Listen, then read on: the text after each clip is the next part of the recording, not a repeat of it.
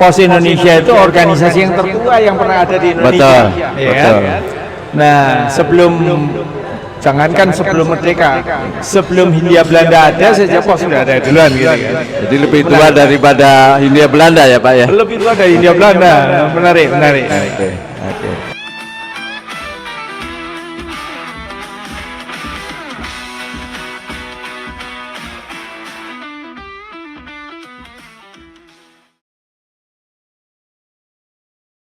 Selamat sore sahabat VOA, Voice of Asperindo, dimanapun Anda berada. Terima kasih untuk yang kesekian kalinya kita berjumpa kembali, bincang-bincang santai dengan narasumber yang luar biasa. Hari ini kita kedatangan tamu kehormatan, Pak Gilarse, tokoh yang selama ini sudah banyak berkecimpung di industri logistik tanah air. Apa kabar Pak Gil? Alhamdulillah baik. Alhamdulillah sehat. Terima kasih, ini waktunya yang sangat mepet tapi Bapak berkenan untuk ngobrol-ngobrol sama kami. Pak Gil, kita tahu Bapak pernah menangani sebuah perusahaan besar yang bergerak di industri logistik, yaitu PT Posindo. Ada pengalaman menarik Pak selama menangani Posindo? Saya berada di pos itu dari periode 2015 sampai 2020. 5 tahun ya Pak? 5 tahun, full ya. Dan memang bukan sesuatu yang baru. Logistik itu sesuatu yang cukup saya kenal, ya. Tetapi langsung berhadapan dengan situasi yang seperti Pos Indonesia itu unik. Pertama, Uniknya, Pos Indonesia itu organisasi yang tertua yang pernah ada di Indonesia. Betul. Nah, jangankan sebelum merdeka, sebelum Hindia Belanda ada saja pos sudah ada duluan gitu kan. Jadi lebih tua daripada Hindia Belanda ya Pak ya? Lebih tua dari Hindia Belanda. Menarik. Tapi dari situ kita belajar banyak karena Pos Indonesia itu sangat dedicated menjembatani Nusantara. Ya, oke. Jadi manapun siapapun yang perlu diraih dalam kondisi bagaimanapun juga pos harus hadir di situ. Wah itu yang negara itu luar biasa. Betul. Mempertahankan posisi Pos Indonesia. Artinya pos itu bukan hanya semata-mata mikirkan bisnis ya, tapi benar-benar isinya pejuang-pejuang. Betul sekali. Dari awal berdiri sampai sekarang gitu. Patriot itu banyak sekali di situ. Dan itu yang menjembatani luasnya wilayah Indonesia. Betul dengan sekali. 17.000 pulaunya, terpencar-pencar nggak karuan, termasuk yang 3T, itu bisa di-connecting dengan adanya PT Pos. Betul sekali. Luar biasa. Pak Gil, kita baru saja mendapatkan sebuah peraturan menteri lah ya, yang baru saja diluncurkan seminggu yang lalu, sepekan yang lalu, peraturan menteri nomor 8 tahun 2005. Ada komentar Pak, kira-kira isi dari permen ini mampu nggak mengangkat derajatnya perusahaan-perusahaan logistik di tanah air ini, terutama yang kurir-kurir lah, kita familiar menyebutnya sebagai perusahaan kurir gitu. Sekilas ya, saya tidak mendalami betul isi Permen 8 2025 ini. Tetapi spirit yang dicoba dibawa di situ adalah membawa kepada industri yang lebih modern, yang lebih terkoneksi dengan kemajuan teknologi. Betul. Yang mungkin lebih efektif di dalam upayanya untuk menjembatani fungsi-fungsi industri perkosan ini.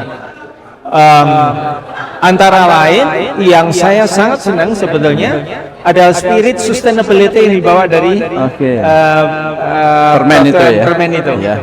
Permen itu karena sustainability dalam industri pos itu ya harusnya udah dipikirkan dari dulu tuh. Betul. Tapi secara eksplisit itu baru diungkapkan melalui Permen 2025 nih. Saya harus menyampaikan apresiasi yang setinggi-tingginya Bu Mutia, Bu Menteri. Bu Menteri ya. Bahwa sustainability itu akhirnya dibuat eksplisit menjadi sesuatu yang berbeda dari yang sebelumnya. Saya rasa itu yang fundamental yang saya bisa berikan komentar. Dan di sana banyak rangkaian sebetulnya ya Pak ya, yang memang bukan hanya persoalan sustainability itu, tetapi juga bagaimana mengatasi persaingan yang tidak sehat, persaingan masalah ongkir, kemudian juga banyaknya pemain-pemain yang sebetulnya secara perizinan mereka bukan perusahaan kurir, let's say kita sebutlah e-commerce begitu, tapi mereka juga membangun jaringannya sendiri untuk mendelivery barang. Nah ini kan sebetulnya pesaing-pesaing yang di luar pagar ini yang juga hantu ini yang nggak kelihatan begitu, tetapi terasa dampaknya karena porsi atau kuenya perusahaan kurir itu jadi keserap ke sana gitu Pak. Sekali lagi saya tidak mendalami betul. Ya mungkin dari pertanyaan ini saya akan coba pelajari itu isinya Permen 8 itu apa.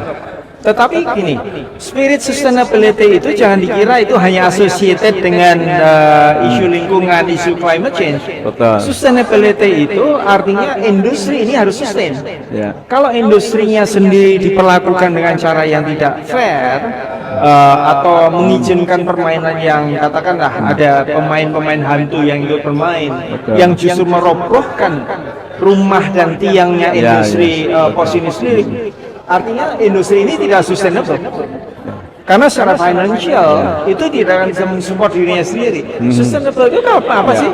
Harus mampu mensustain dirinya sendiri juga kan? Betul. Bukan hanya lingkungan di sekitarnya, tapi ability to sustain itself itu sendiri sudah spirit sustainability. Jadi menurut saya sih menggunakan spirit yang sudah ada dalam Permen 8 itu, more than enough untuk membuat spirit ini diterjemahkan dalam aturan-aturan yang lebih teknis untuk membatasi terjadinya permainan yang itu tadi yang tidak fair tadi. Iya, iya, betul. Artinya Bapak berpendapat bahwa perlu adanya peraturan yang lebih teknis sifatnya, yang tingkatannya di bawah permen begitu ya, yang mendetailkan aturan-aturan main itu supaya aplikatif di lapangan ya. Betul. Dugaan saya ini ongoing, dugaan ongoing. Salah satu hal misalnya yang perlu kita lihat ya, negara-negara lain itu membatasi loh yang namanya vertical integration, yang kemudian sampai membunuh atau dalam konteks misalnya membuat gamenya menjadi nggak level lagi. Karena vertical integration itu punya bahaya. Bahaya apa? Dia bisa shifting profitnya mau ditaruh di mana, costnya mau ditaruh di mana. Kalau misalnya Pak Budi tadi menyebutkan e-commerce misalnya, kalau e-commerce diizinkan punya kurir service sendiri, maka dia bisa shifting. Mau costnya mau taruh di mana. Contoh misalnya pemblokan ongkir ya. Pemblokan ongkir yang free itu, Free ongkir. it's just a game. Karena sebenarnya nggak ada yang namanya free for lunch for free itu nggak ada. Iya. Pasti itu costnya ada, cuman siapa yang spikul gitu aja kan? Iya. Nah, jadi kembali pada spirit sustainability, free ongkir itu harusnya ditiadakan. Jadi transparan. User consumer pun ketika melihat cost itu menjadi transparan, mereka juga ikhlas kok. Sekarang orang kan seolah-olah mungkin ya tidak menyadari, oh free ongkir, padahal harganya itu ada di produknya itu sendiri atau di service yang lainnya. Include ya. Sudah include gitu kan? Nah, ini kan pembodohan tuh. Artinya ini bahasa marketing atau gimana Pak? Iya, pasti. Bahasa marketing ya. Pasti itu bahasa marketing. Jadi menurut saya itu harus didetailkan sehingga yang namanya terminologi yang membodohkan konsumen atau masyarakat ini itu bisa dihilangkan. Jangan sampai terjadi ini. Selain Komdiji menurut saya yang harus berperan aktif adalah dua. Yang pertama adalah KPPU. Yang kedua adalah Badan Perlindungan Konsumen. YLKI. Nah, kenapa? Karena sebenarnya masyarakat konsumen ini dibodohin dengan istilah-istilah yang salah tadi itu. Dan yang harus melakukan teguran adalah tidak mungkin regulator yang menegur sendiri, harus pihak-pihak independen yang punya kapasitas untuk melakukan itu. Betul. YLKI. Satu apresiasi lagi ke Bu Menteri yang betul-betul berusaha untuk mendorong Permen 8 itu ya. Selama ini kan sebelum-sebelumnya nggak ada yang sedemikian beraninya mengangkat permasalahan ini gitu ya. Betul. Ini sudah mulai diangkat. Karena isu ini sudah sekian tahun sebetulnya kan. Betul, Baru betul. Itu sekarang kan baru ada. isu hari ini loh. Ini sudah bertahun-tahun numpuk, sekian menteri berganti, nggak pernah ada kejadian. Baru sekarang diangkat ke permukaan. Yang menurut saya ini harus diapresiasi. Ya, ya. Walaupun di lapangan masih timbul keresahan-keresahan Pasti. karena penjelasan mengenai istilah free ongkir itu masih rancu, Pak. Ada kemarin yang bilang bahwa ini yang ditangkap itu 3 hari maksimal, tapi ada yang menangkap 3 shipment. Nah, ini hal yang sifatnya memang sangat teknis, tetapi menimbulkan kerancuan-kerancuan itu yang harus dijawab oleh kementerian. Itu tadi dalam aturan teknis lah ya. Sebetulnya sih 3 hari itu juga ambigu ya. 3 hari atau 3 kali itu ambigu. Menurut saya sekalian aja dihapuskan itu. Karena dengan menghapuskan, sejauh transparansi itu muncul, itu konsumen bisa terima kok. Asal jangan ini kan sekarang ini free ongkir itu disembunyikan somewhere lah. Apakah di kurirnya atau bisa juga di produknya atau di servicesnya, iya kan? Jadi itu yang harus dibuat fair. Kalau sudah dibuat transparan sekali, 3 hari atau 3 kali doesn't matter gitu. Jadi artinya dengan kata lain kita ingin mengajak para pelaku pemain ini juga bersaing secara gentle di tataran service levelnya kan, bukan di harganya. Istilah bisa macam-macam, bisa free ongkir, bisa diskon sekian persen. Harga boleh bermain, tapi artinya free no charge itu nggak mungkin, impossible. Karena industrinya sendiri gimana memikul costnya sendiri, nggak mungkin lah. Sedangkan ke toilet aja kita bayar, Pak ya. Exactly. Parkir aja harus bayar. Oke. Baik, Pak. Ya, sekarang kita coba kembali ke industri secara makro. Kita tahu PT Posindo adalah, harus kita akui secara jujur, yang memiliki jaringan paling luas, paling kuat. Ada nggak potensi yang menurut Bapak bisa dilakukan dengan mengoptimalkan jaringannya PT Pos ini untuk seluruh pemain? Yang big datanya itu yang mengkolek siapa nih? Jangan-jangan ada yang memanfaatkan big data ini yang kemudian di-commercialize dengan cara mereka sendiri, atau jangan-jangan untuk tujuan-tujuan yang lebih besar, misalnya security-nya negara nih, yang menyangkut keselamatan negara. Exactly. Nah, jadi menurut saya itu hal yang sangat penting sebagai regulator. Nah, saya senang sebenarnya menggunakan terminologi regulator nih ya. Regulator itu apa sih? Kalau di dunia electrical engineering gitu ya. Nggak tahu Pak Budi backgroundnya apa? Saya sospol, Pak. Oh, sospol. Dia kacau. Jadi kita mengamankan dari sisi keamanan. Tapi gini, regulator itu yang paling simple digunakan untuk misalnya mengatur voltasenya supaya stabil. Kalau bebannya ketinggian, maka supply-nya ditambah. Kalau misalnya supply-nya berkurang, bebannya dikurangi gitu ya. Sehingga dia memberikan kestabilan. Nah, regulator yang dalam ini adalah pemerintah, yang dalam ini yang mungkin Komdiji, ini memang perlu hadir lebih lebih membawa muscle, mengatur, meregulat. Jangan sampai terjadi ketimpangan antar supply demand, terjadi ketimpangan persaingan yang tidak sehat. Itu negara nggak hadir, atau regulator nggak hadir gitu. Kalau nggak teregulasi, chaos, Pak. Jadi Pos Indonesia harusnya itu bisa dimanfaatkan dalam konteks memproteksi, misalnya ya seluruh Indonesia.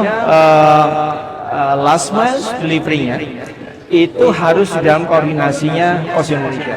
Dalam koordinasi. Pelaksana boleh siapapun.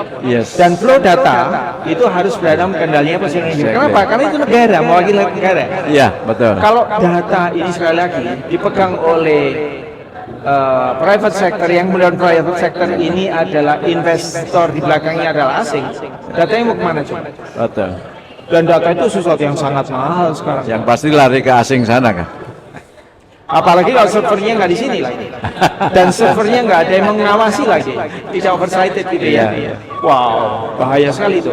Jadi menurut saya itu satu yang pos Indonesia harusnya bisa memainkan peran yang signifikan dan bagaimana menjadi koordinator, terutama kalau saya bilang sih last mile-nya yang harus betul-betul menjadi. Nah, dalam konteks itu secara komersial ya sekalian saja Ya, dimanfaatkan oleh seluruh industri Korea sebagai backbone. sebagai backbone dan last mile malahan. Ya. Nah itu malah jadi make sense. Persaingannya gimana? Di first mile dan services transparansi. Ya, ya. Sejauh posnya sendiri di enable dengan teknologi yang transparan, yang semua orang juga bisa melihat protokolnya kelihatan oleh semua pemain. Betul. Maka menurut saya nggak ada masalah, persaingan ini jadi sangat-sangat transparan juga gitu. Karena nggak akan ada yang disembunyikan. Pos nggak akan boleh mendahulukan punya dia, mengorbankan yang lain gitu. Karena Jadi, transparan akan kelihatan. Nggak ada yang boleh cheating di situ ya. Exactly. Menurut saya itu Pak, yang kelihatannya perlu didorong lah ya. Iya. Baik. Saya coba tarik ke yang lebih atas Pak. Kita bicara regulator. Kita sama-sama paham lah, ini bukan rahasia umum. Ego sektoral antar kementerian lembaga ini kan masih tinggi di kita. Ya. Kita tahu persis bahwa industri ini itu sekarang sudah mengarah ke multimodal.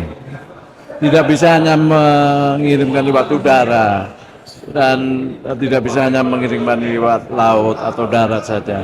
Semuanya mostly sudah kombinasi antar moda transportasi.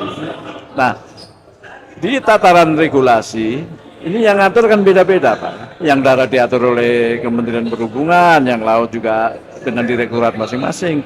Sementara perizinan kita, perusahaan kurir itu dari Komdigi. Nah, kadang-kadang keluhan-keluhan kita yang ke Komdigi itu tidak dengan mudah bisa kemudian di-explain kepada departemen lain karena ekosektoral tadi. Menurut Pak Gil, apa solusinya? Relevansi pos industri itu yang perlu di-define dulu Pak. Kalau kita bicara mengenai misi negara untuk memajukan kesejahteraan umum, mencerdaskan kehidupan bangsa, itu menjadi priority, maka bagaimana sekarang yang namanya instrumen di belakangnya itu harus didesain memenuhi misi tadi itu kan. Nah, jadi dalam hal ini apakah itu Kemenhub, apakah Komdigi itu menjadi irrelevan karena misinya negara ada itu tadi, memajukan kesejahteraan umum, memajukan kecerdasan. Itu kan yang jadi ultimate goalnya buat negara. Jadi apakah ini mau melalui arm yang kiri atau arm yang kanan, itu tugas negara. Bahwa sekarang tidak terjadi sinkronisasi, nah itu masalah. Nah menurut saya memang Kemenko lah yang perlu memainkan role-nya di situ. Yang harus menjadi dirijen untuk sebuah orkestrasi besar. Betul.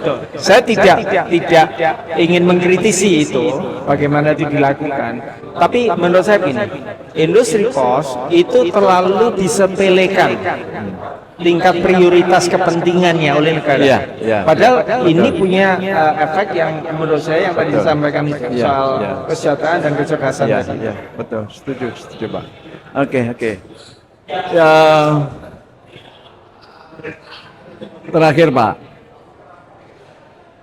Bapak dengan pengalaman 5 tahun mengendalikan sebuah korporasi besar ya, sekelas PT Posindo, ada nggak menurut Bapak harapan-harapan yang kayaknya ini sih masih bisa lah, ada celah-celah walaupun kecil, kita bisa memperbaiki lah, baik dari sisi regulasinya, dari interkoneksinya, dari semangat bersamanya, visinya dan sebagainya. Menurut Bapak masih bisa terlihat nggak celah kecil itu, sekecil apapun gitu? Ini harapan lah buat kita.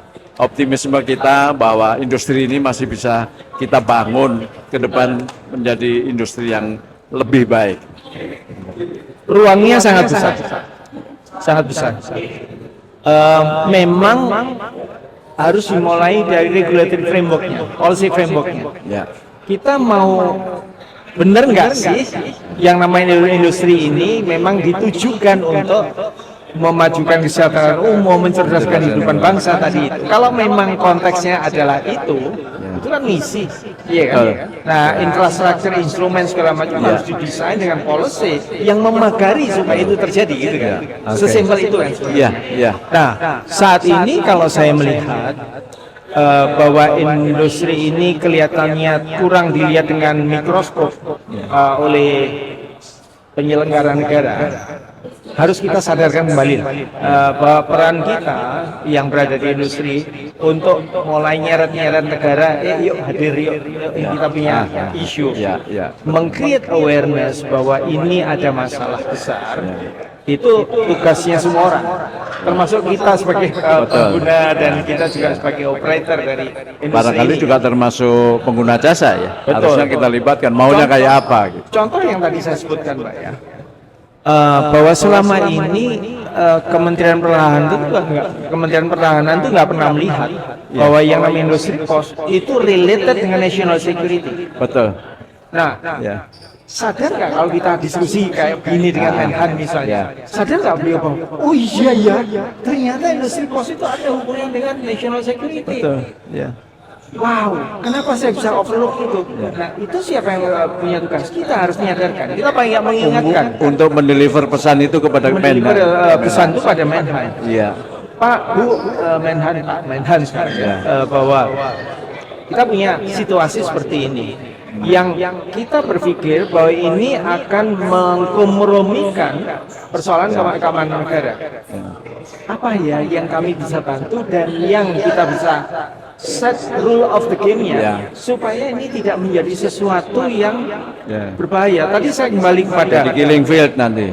akhirnya kembali tadi yang saya sampaikan bahwa ketika kita bicara mengenai orang itu bisa menguasai big data sedemikian uang orang atau institusi yang bukan negara bisa tahu betul by name, by address, by behavior dalam jumlah yang skala besar 280 juta penduduk Indonesia di semua teritori yang ada di Indonesia, apakah itu tidak sesuatu yang membahayakan negara? Betul. Ya. Kalau saya Dan itu domainnya Menhan. Itu domainnya Menhan itu kan. domainnya Menhan. Terus kita ngomong datanya flow-nya kemana nih? Pakai servernya siapa nih? Itu domainnya Komdigi. Yes. Nah, jadi menurut saya memang kolaboratif, tetapi menyadarkan bahwa pihak-pihak yang memang perlu disadarkan bahwa ini kritikal dan bagaimana misalnya kita membatasi investasi asing di dalam industri ini. Karena kalau asing boleh berinvestasi dan boleh mengelola data yang diambil, wow Pak, itu Indonesia betul-betul telanjang itu. Siap-siap badai Dan aja. kalau misalnya, kan sekarang bagaimana juga kita nggak tahu perang dunia ketiga akan ada apa nggak sih? Iya. We don't know. It might. Iya kan? Iya. Mungkin saja terjadi. Dan kalau itu terjadi, posisi Indonesia di mana? We don't know.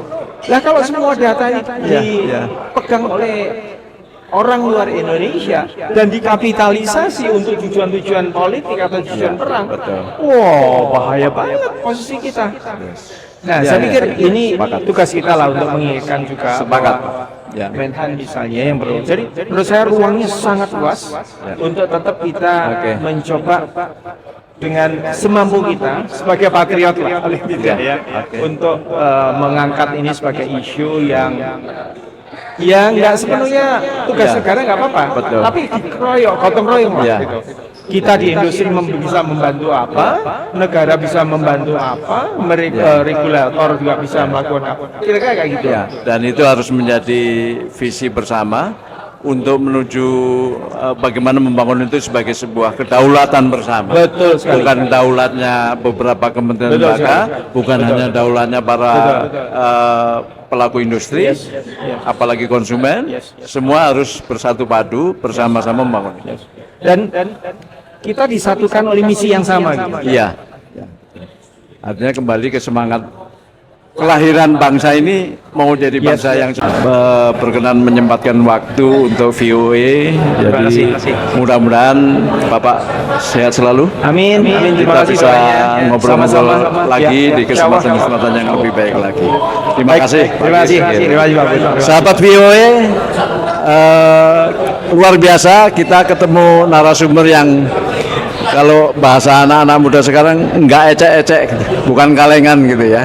Dan saya yakin ini menjadi motivasi tersendiri untuk kita semua, bagaimana khususnya para pelaku industri jasa kurir, logistik secara umum, bagaimana pesan-pesan ini benar-benar kita bisa selami dan kita jadikan menjadi semangat bersama. Sekali lagi terima kasih Pak Gil, teman-teman VOA, jangan lupa like, share, and subscribe di channel-channel YouTube kita dan saksikan tayangan ini untuk waktu-waktu senggang Anda menimba ilmu, bincang-bincang santai melalui Voice of Asperindo. Terima kasih. Terima kasih.